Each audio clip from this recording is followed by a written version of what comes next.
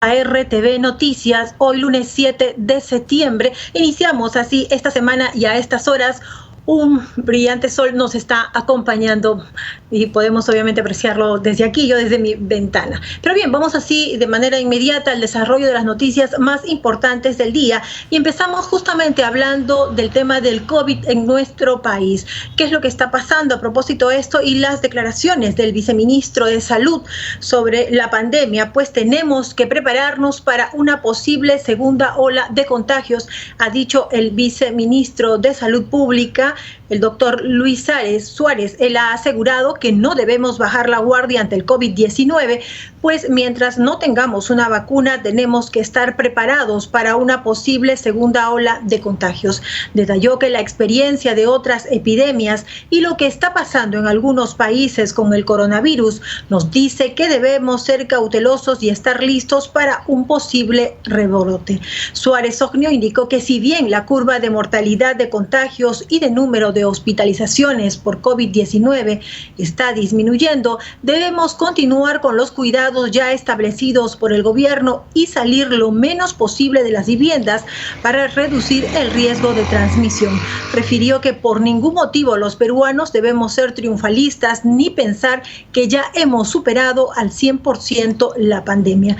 Dijo además que si bien en algunas regiones del país como Iquitos existe un alto índice de contagios, debemos ser muy cautelosos al hablar de la llamada inmunidad de rebaño. A propósito del tema, el presidente de la República, Martín Vizcarra, también habló este domingo y dijo que estamos en la fase final de la pandemia de la COVID-19, pero aclaró que esta etapa tomará varios meses. Cuando hablamos de una fase final, no es que acaba mañana o pasado mañana, dijo el mandatario durante una visita a la región Moquegua. El jefe de Estado recordó que la pandemia tiene 3 fases, que la primera empezó en el país el último 6 de marzo, cuando se confirmó el primer contagio y comenzó a transmitirse de manera comunitaria con una escala de casos en los meses siguientes. En ese contexto, el Perú se convierte en el tercer país de América Latina con más médicos fallecidos por coronavirus. En el primer y segundo lugar se encuentran México y Brasil respectivamente, según informó el doctor Miguel Palacios, decano del Colegio Médico del Perú, quien ha dicho que hasta el momento son 170 médicos víctimas del virus. En Lima son 70 muertos, siguen el Callao, Iquitos y Arequipa, regiones donde se da la mayor cantidad de decesos, puntualizó. Vamos a escuchar entonces parte de lo que dijo el viceministro de Salud a propósito de esto que debemos de nosotros tomar en cuenta y tener bien presente. No todo está ganado, todo hay que mantener el cuidado. Escuchemos. Estamos en estos momentos en el ministerio con un triple plan, digamos, que estamos sobre la marcha reajustando. Por un lado, tenemos que seguir combatiendo la pandemia que está en curso. Por otro lado, tenemos que atender todos los problemas de salud del país, porque el dengue sigue ahí, sigue la malaria, la tuberculosis, el VIH, y tenemos que atender todos estos problemas infecciosos, además de los pacientes con enfermedades crónicas, cáncer, cardiovasculares, etc. Y el tercer punto es que no debemos bajar la guardia. Hay noticias que deben haber escuchado también ustedes sobre España, Francia, que se están incrementando nuevamente los casos. Pongamos el escenario de Lima. Si asumimos que la prevalencia de 25% nos dice que ya la cuarta parte de la población se ha infectado, eso también nos está diciendo que el 75% de la población todavía es susceptible. Así que mientras no tengamos vacuna, tenemos que estar preparados para una posible segunda ola que pueda regresar y no debemos bajar la guardia o pensar que ya la epidemia ha pasado. Tenemos que estar preparados para una segunda ola, es lo que nos dice el viceministro de este sector. Bien, y seguimos con más información, pues la ministra de Economía, María Antonieta Alba, viene presentándose en estos momentos en el Congreso de la República, pues continúa la interpelación contra ella. Como se recuerda, el pasado viernes 4, la titular del MEF respondió 2 pliegos interpelatorios sobre su gestión durante la emergencia por el coronavirus, es decir, el COVID-19, y se postergó para hoy. En los últimos días se conoció que desde la bancada de Unión por el Perú se promoverá una moción de censura a la ministra de Economía. Así lo dio a conocer José Vega Antonio, vocero de la agrupación, quien en diálogo con La República comentó que para este lunes ya contarían con los votos necesarios para la presentación del pedido. Si la moción prospera, la censura sería apoyada por UPP, Podemos Perú, FREPAP y el Frente Amplio. Juntos suman un promedio de 48 votos de los 66 necesarios para su aprobación.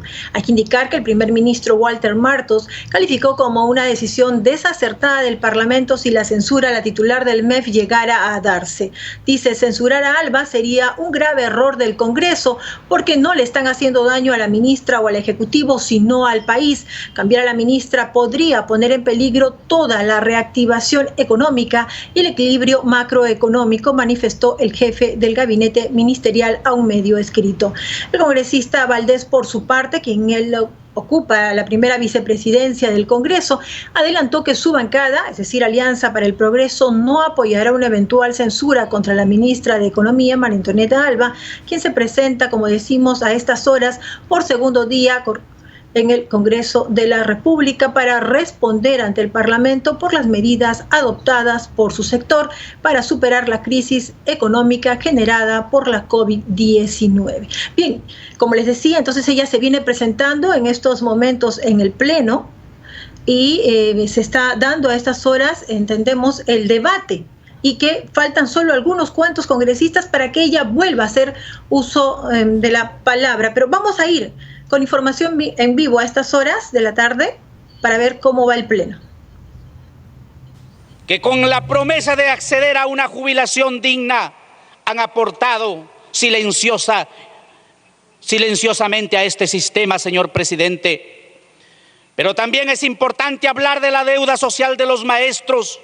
Y en Alianza para el Progreso tenemos clarísimo estas tareas pendientes que son la agenda y debe ser la agenda del país, señor presidente.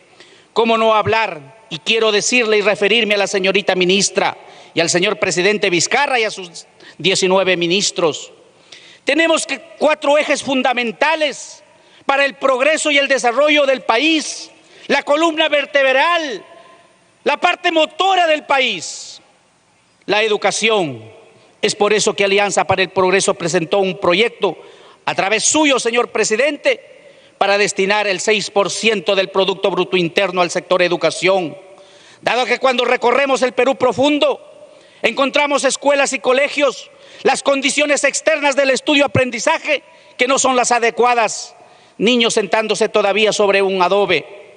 Pero también tenemos que ser, colegas congresistas, conscientes que este no es un mal de momento, sino es un mal histórico por quienes gobernaron el país y no pudieron atender la verdadera demanda social de los millones de peruanos, sino más bien intereses particulares, intereses de las grandes empresas, de las grandes transnacionales.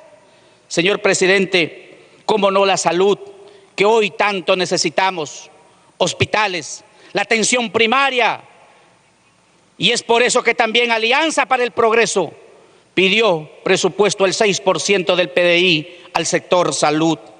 ¿Cómo no hablar de un sector que siempre ha estado desprotegido y que es el sector motriz, la parte primordial para la subsistencia peruana? Y hoy nos lo han demostrado en esta pandemia, señor presidente, la agricultura.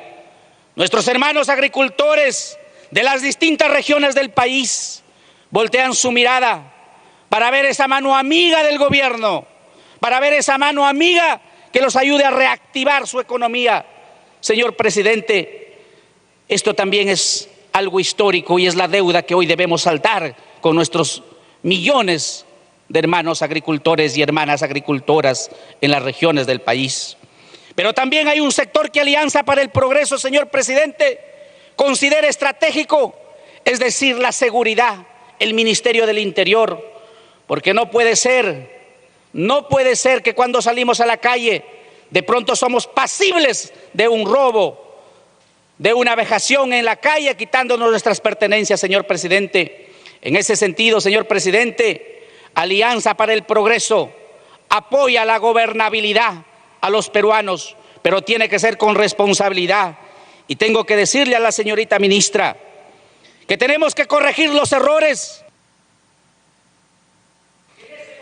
Un minuto para que culmine, congresista. Creemos que en este momento es irresponsable, tal vez, señor presidente, estar cambiando ministros cuando quedan pocos meses. Y es por eso que en bancada, muy concienzudamente, muy razonablemente, queremos aportar a la gobernabilidad, trayendo propuestas, señor presidente, para que al fin y al cabo este gobierno tenga que atender a los millones de peruanos que hoy necesitan. Quiero decirle, señora ministra, que en las ciudades y en las regiones del país hay gente que no puede acceder a la salud y no pueden, señora ministra, acceder a un plato de comida, a la alimentación. Y es por eso que hay familias que se acuestan y despiertan pensando en qué han de comer el siguiente día, qué han de dar de comer a sus hijos, señora ministra. Y esa debe ser la prioridad. Hacia ahí tiene que enfocarse el Estado, hacia ahí tiene que enfocarse los recursos. Y en eso, en Alianza para el Progreso, estamos en absoluto acuerdo. Muchas gracias, señor presidente. Muchas gracias, congresista Moisés González. Tiene la palabra el congresista Otto Guibois. Hasta por 5 minutos, portavoz del Grupo Parlamentario de Acción Popular.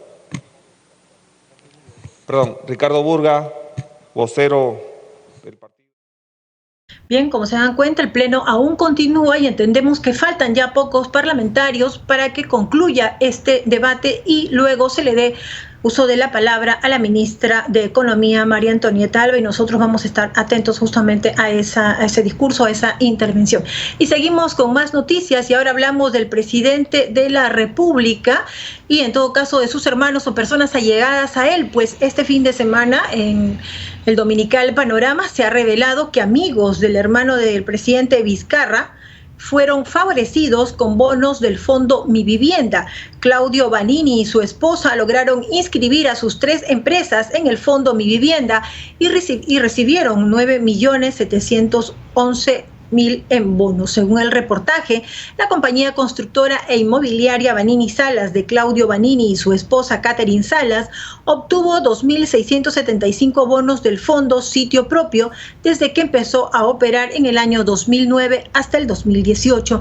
En el 2016, las empresas de los Vanini Salas accedieron a 135 bonos, es decir, a igual número de construcciones de viviendas. En el 2017 llegaron apenas a 21. En el 2018, los amigos de Mario Vizcarra cerraron constructora e inmobiliaria Vanini tras ser denunciada a principios de ese año por dejar trabajos inconclusos y no pagarles a empleados en Caylloma, es decir, en la región Arequipa. Tras ello, crearon las empresas Versus Grupo, Constructora SAC, WG y BESAC a nombre de Catherine Salas y Constructora BTIRL. Varias de ellas empezaron a operar con 1.000 soles de capital, monto que se incrementó a 20.000 en meses después. Incluso Claudio Vanini y su esposa lograron inscribir a sus 3 empresas en el fondo Mi Vivienda. En el 2018, WG y BESAC consiguió 237 bonos de dicho fondo para construcción en sitio propio. Esto implica que dicho fondo paga a las empresas o entidades técnicas como las de Vanini Salas por la construcción de pequeñas casas de 35 metros cuadrados a pobladores que tengan un terreno inscrito en registros públicos. Así, por cada casa construida, las entidades reciben 23.000 soles a 345.000 del Ministerio de Vivienda, es decir, WG y BESAC, la empresa de Catherine Salas de Vanini, recibió en el 2018 un total de 5.532.765 del fondo Mi Vivienda. Cabe indicar que en el 2018 las empresas vinculadas a Claudio Vanini, es decir, a la constructora e inmobiliaria Vanini Salas, BS Grupo Constructor SAC, WG y BESAC, obtuvieron en total 416.000 bonos, es decir, pasaron de recibir 490.000 en el 2016 a 9.711.000 soles. Tengo amistad con Mario antes que su hermano sea presidente. Mi amistad con Mario debe venir de junio o julio del 2017. Es muy amigo mío, de mi esposa y de mis hermanas. Hemos tenido muchísimas reuniones sociales, hemos estado en muchísimos eventos familiares, pero no tenemos ningún vínculo comercial ni con el gobierno ni con lo privado, señaló Claudio Vanini. Si por allí hay algún rum que mi amigo Mario es hermano del presidente y me apoyó para favorecerme, eso es totalmente falso. Yo con mi esposa nos dedicamos al tema de viviendas sociales hace 12 o casi 13 años, añadió el empresario. Bien, ¿qué opina usted a propósito de esta noticia? Coméntenos en nuestras redes sociales.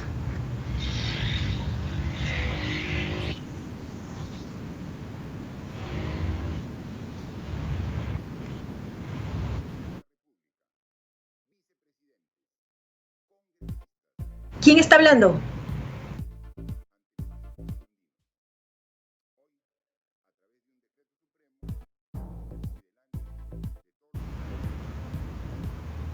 Bien, inmediatamente volvemos al Congreso de la República. Como les decíamos, la ministra del sector está hablando en estos momentos. Escuchemos.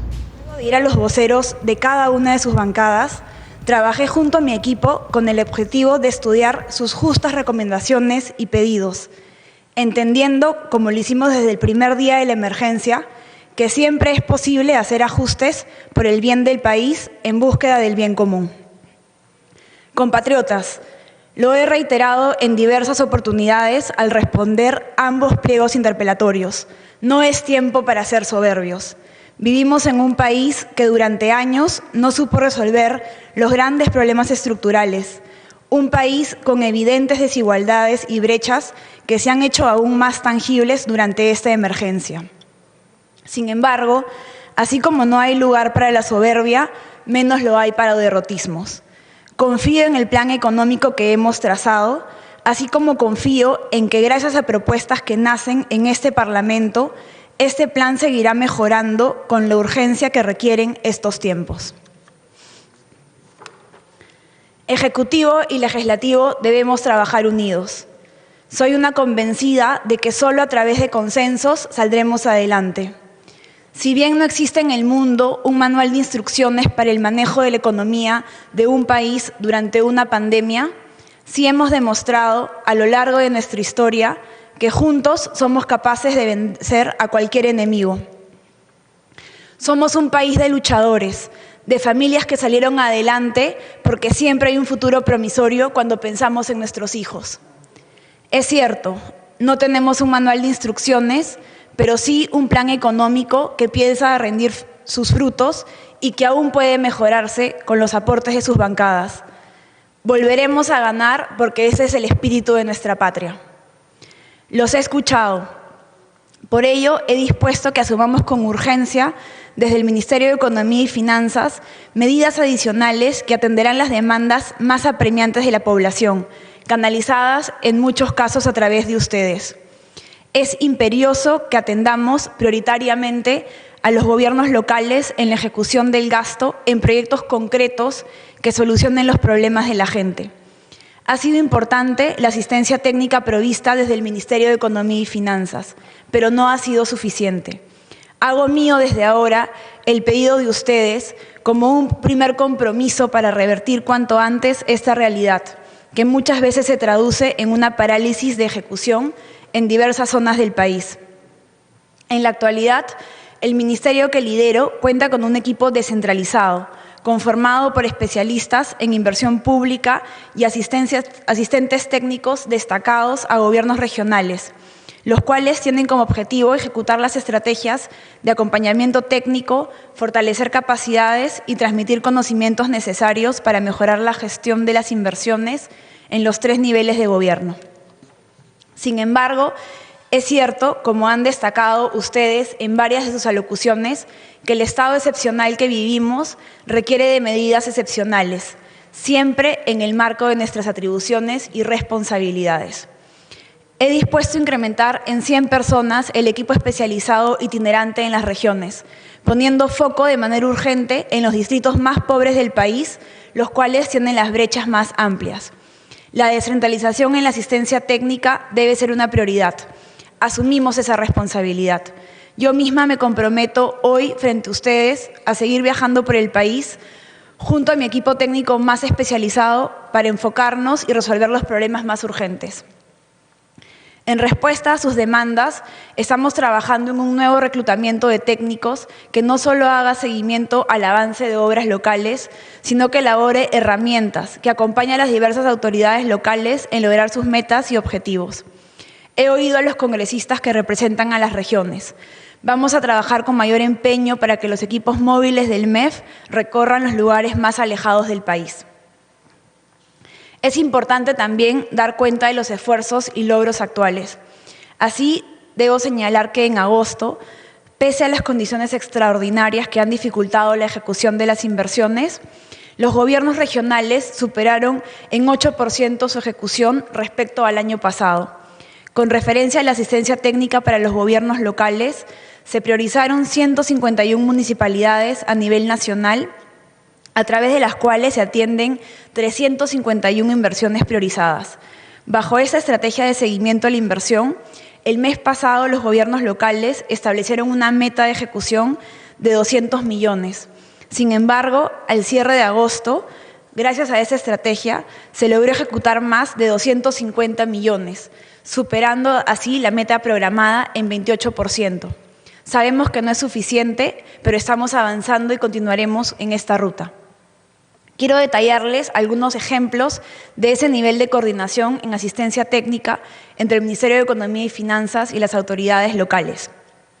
En la selva, específicamente en el distrito de Xunté, con el soporte técnico se ha logrado suscribir el contrato para la creación del puente vehicular sobre el río Tocache y el mejoramiento de la ruta hacia Pampermosa a cargo del Gobierno Regional de San Martín. Otro ejemplo exitoso es el del distrito de Santa Ana, en la región Cusco. En coordinación con la Municipalidad Provincial de la Convención, se desarrolló el proceso de elaboración del expediente técnico y planteamiento del proyecto por etapas, que permitió el inicio de la obra para la mejora y ampliación del servicio de limpieza pública en la ciudad de Quillabamba. En la costa, finalmente, se ha logrado concretar la contratación del expediente técnico para mejorar la infraestructura de conducción y trasvase del canal Guayabamba en los distritos de Motupe, Incahuasi y Cañares, con la asistencia técnica brindada al Gobierno Regional de Lambayeque. En el marco de la reactivación económica, se han asignado más de 102 millones a los gobiernos regionales y locales para la contratación de personal clave, quienes colaborarán en la gestión de las contrataciones e inversiones y acompañarán a 1.520 entidades en los 3 niveles de gobierno, a 37 universidades, a los 26 gobiernos regionales y a 1.457 gobiernos locales. Con una mayor asistencia técnica de nuestra parte, que es uno de los... Bien, de esta manera entonces la ministra María Antonieta Alba viene cerrando ya su intervención en el Pleno del Congreso. Solo para abreviar un poco lo de lo que acaba de decir, pues ella ha dicho bien claro que no es tiempo para la soberbia y que confíen en el plan económico que como gobierno se han trazado. El Legislativo y el Ejecutivo deben de trabajar unidos, lo ha dicho la ministra de este sector, y también ha dispuesto que se sume con urgencia las medidas que el Parlamento le ha hecho llegar durante estos 2 días en la que ella ha estado presente. Pues bien, terminado esta presentación, asumimos que en las siguientes horas se debatirá la posibilidad de la censura o no a su gestión. Y nosotros seguimos con más información y justamente estábamos promocionando esta noticia y tiene que ver con las actividades y las declaraciones del alcalde de La Victoria, George Forsyth. ¿Qué es lo que ha pasado con él? Pues ha deslizado su postulación a la presidencia. En los próximos días habrá noticias, ha dicho, pronto habrá sorpresas importantes. De acuerdo a las últimas normas electorales aprobadas en el Congreso, las personas que quieran ser candidatas tienen hasta el 30 de septiembre para inscribirse en un partido político. El alcalde de La Victoria, George Forsyth, fue consultado por las negociaciones políticas con el partido Restauración Nacional para una eventual candidatura presidencial. En declaraciones a la prensa afirmó que pronto habrá sorpresas. En medio del desarrollo del operativo para ordenar el comercio ambulatorio en La Victoria, Forsyth fue consultado por su inscripción en el partido del excongresista Humberto Lay, y aquí dijo que eso pronto lo verán. Eso es para otro momento, estamos haciendo cosas realmente importantes hoy, queremos mantener la concentración en esto, pronto habrá sorpresas importantes. Miren, ve, él ha estado aparentemente ya en campaña, porque se ha pasado recorriendo este centro que ha inaugurado, donde ha trasladado un grupo de comerciantes que eran informales a este lugar. Y bueno, ¿qué pasó con el distanciamiento social, señor Forsyth? De acuerdo a las últimas normas electorales aprobadas en el Congreso, los candidatos a la presidencia en las elecciones del 11 de abril del 2021 tienen entonces hasta el 30 de septiembre para inscribirse en el registro de organizaciones políticas ROP. La fórmula legal aprobada establece que esa forma quedarán habilitados para participar de los comicios generales del próximo año. Bien, vamos a escuchar entonces parte de lo que dijo el señor Forsyth cuando se le consultó sobre su posible candidatura. ¿Puedo oficializar si va a postular a la presidencia finalmente? Bueno, eso conversaremos en otra ocasión. Yo creo que estamos muy concentrados en lo que debemos hacer hoy, que es un trabajo sumamente importante y crucial para todo el Perú. Lo que hagamos hoy en esta recuperación de toda la victoria va a aliviar y va a salvaguardar la vida de todos los peruanos. Bien. Este no es el momento, pero igual ya dio a entender, y bueno, por todo lo que acabamos de ver, juzgue usted y coméntenos en nuestras redes sociales. Pero un acápite aparte tuvo una consulta que se le hizo al señor Forsyth, y es a propósito de su homólogo, el alcalde de Moche, quien se declara en rebeldía y no acatará la cuarentena, es lo que ha dicho. Pero veamos qué es lo que responde a propósito de esto el señor Forsyth. Su homólogo, como el de Moche, que no cree en estas medidas de bioseguridad, por ejemplo la inmovilización de los domingos, ¿qué opina al respecto y qué medidas propondría usted para combatir un poco el coronavirus? Bueno, son las medidas que los toman, no los toman a otro nivel, ¿verdad? Puede ser que estemos de acuerdo o no, pero hoy como peruanos todos debemos seguir los lineamientos y las normas que dictamina el Estado. Para ello hay una comisión, ¿verdad? Tienen información que no tenemos a disposición los alcaldes, y por ello ellos habrán tomado estas decisiones o no. Nos guste o no, estemos de acuerdo o no, debemos todos sumar en la línea, porque todos representamos y trabajamos para el Estado, ¿verdad? Y todos tenemos el mismo fin. Entonces, si de arriba toman estas decisiones, porque tendrán la información correcta, ¿verdad? Y global para tomar este tipo de decisiones. Lo que sí, no podemos desunirnos, no podemos tener ni actos de rebeldía, ¿verdad? Debemos todos alinearnos y tratar de sacar el país adelante.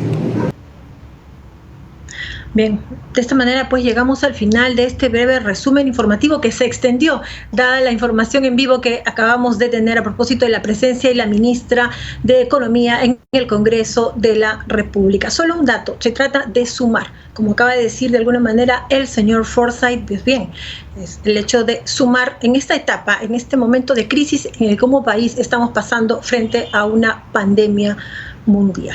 Bien, ahora sí, nos despedimos, cuídense mucho, por favor, ya lo saben, mantengan el distanciamiento social, la mascarilla, el lavado constante de manos, es una manera de poder prevenir que podamos contaminarnos con este virus. Muy buenas tardes y que Dios me los bendiga. Permiso.